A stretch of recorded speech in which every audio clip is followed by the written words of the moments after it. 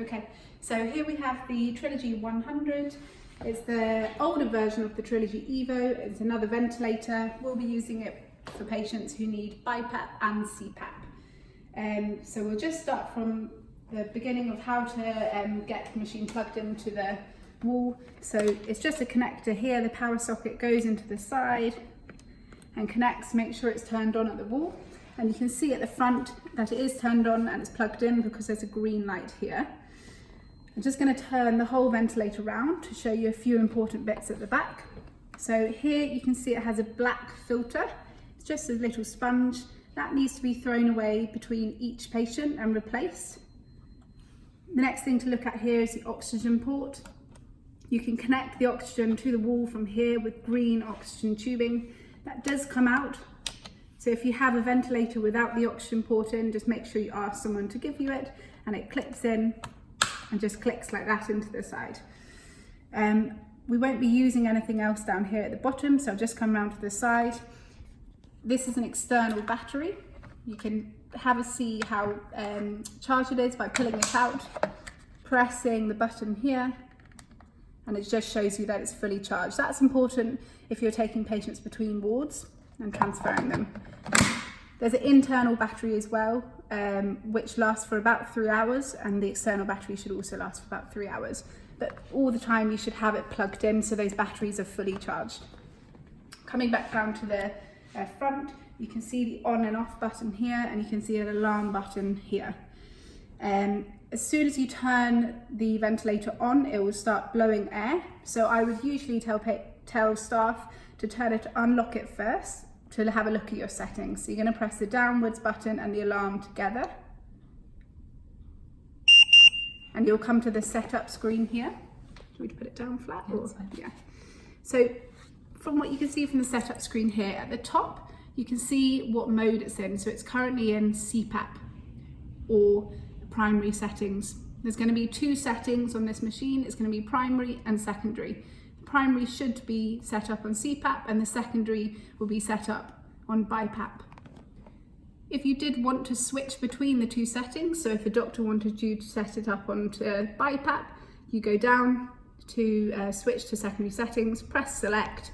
It will ask you, do you want to switch to secondary settings, and press yes.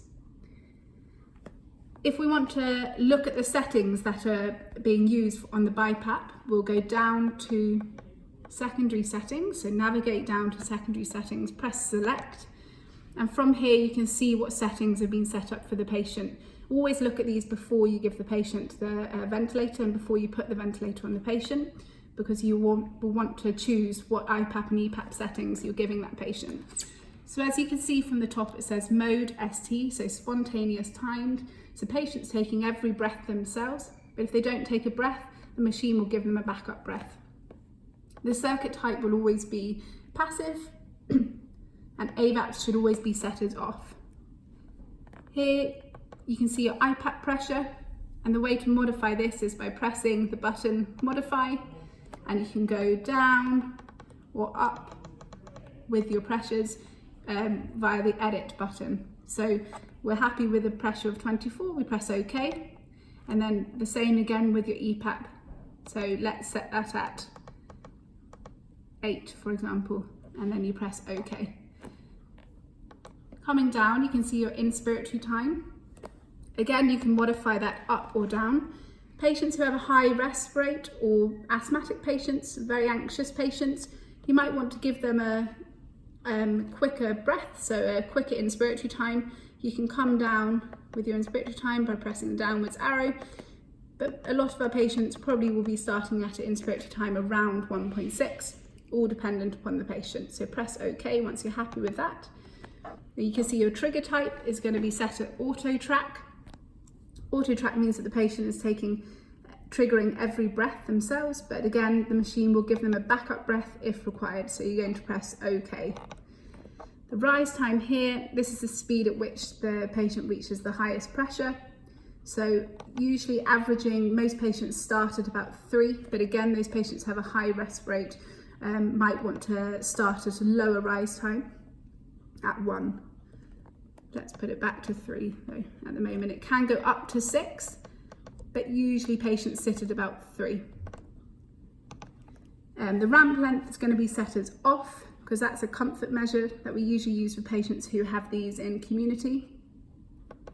And the nebulizer enabled is going to be set as off also. All the alarms on our ventilators are going to be set as off, so you can go down and check that all the alarms are set as off. And then once you're happy with that, you can press finish. And we know that we're on BiPAP setting up here because it says ST. Press exit.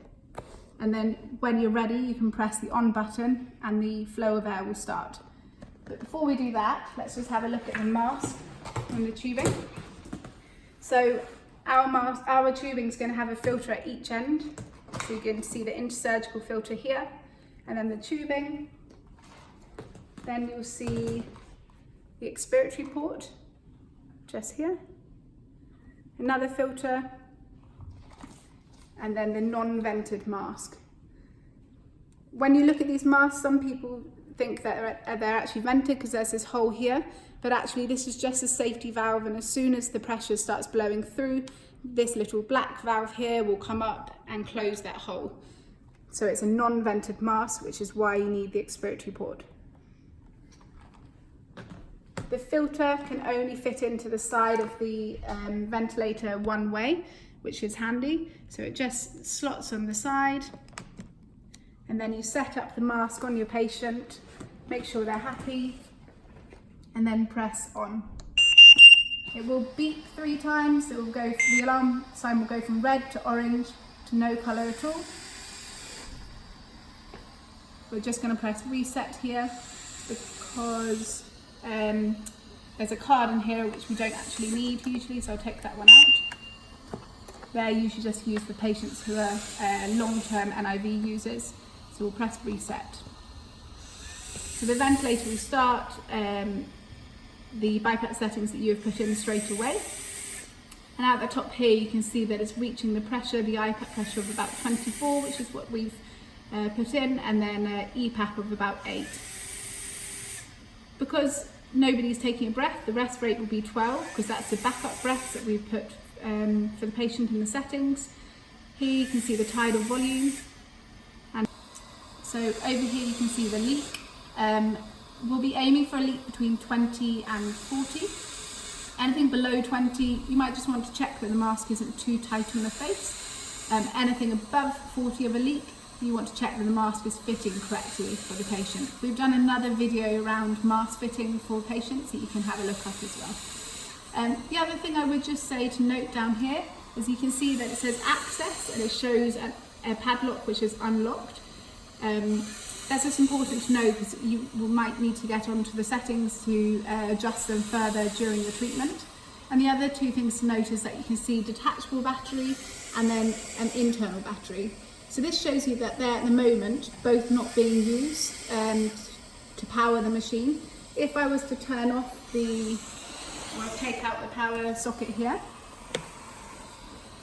you will get an alarm saying AC power disconnected. You're going to press reset, and you can see now that actually the ventilator is working and being powered off the detachable battery. If I were then to take out the detachable battery, it will alarm again, and it will show you that it's using the internal battery.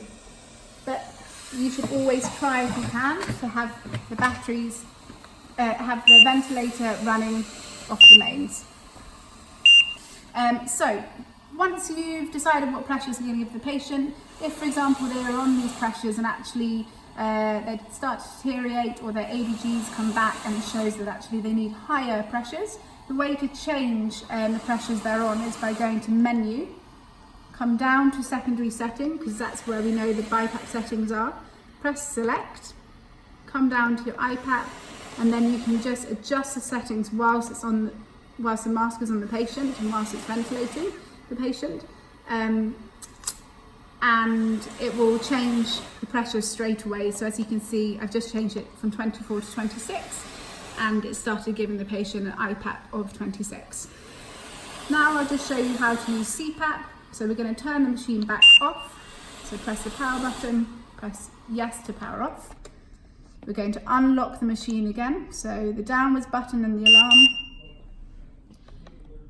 come down to switch to primary settings, because that's where our CPAP settings are. Press select, press yes, and then come down to your primary settings, press select again. You can see we're on CPAP at the top here because it says passive 1 CPAP, and then come down to your CPAP settings. So you can see that the mode is CPAP, so you're happy with that. The circuit type will always be passive, flex will always be set as off, and then you can see your CPAP pressure here. This is the way that you can change your pressures up and down depending upon how the patient's getting on. You press OK. After that, everything is set as off, so ramp length will be off, nebulizer will be off, and then all alarms will be off. The only alarm that will be on is a default setting, which is within the machine. So if the filter came off the side here, then an alarm would tell you that the filter's off and that the patient isn't connected to the ventilator. So if we press finish and exit, the machine will turn back off. You get the mask onto the patient, you're happy with the positioning, happy with the patient being comfortable on it, and then you're just going to press on again. You hear the loud beep, and it will start straight away. And then you can see down here that the patient's having those pressures and taking those breaths. So again, you're looking at your pressure, so we set them about 10. The respiratory rate isn't accurate because obviously the patient isn't taking breaths at the moment, but usually you can see what the respiratory rate of the patient would be, and then you can look at your tidal volumes here and your leak as before. If you wanted to again adjust your pressures whilst on CPAP, is back to menu again, back to your primary settings, and then as before, go down to your CPAP and then modify your pressures by going up or down, and that will modify them straight away and give the patient the new pressures you want. So say I go up to 14, press OK, press finish and exit, and it will be giving the patient a pressure of 14. And then you can leave them on that until you need to adjust it further. To turn it off is the off button, power off, yes, and then take the mask off the patient. Try to leave the mask on the patient whilst you turn off to reduce the amount of sputum and splutter that might be going into the air. And then take it off the patient and go from there.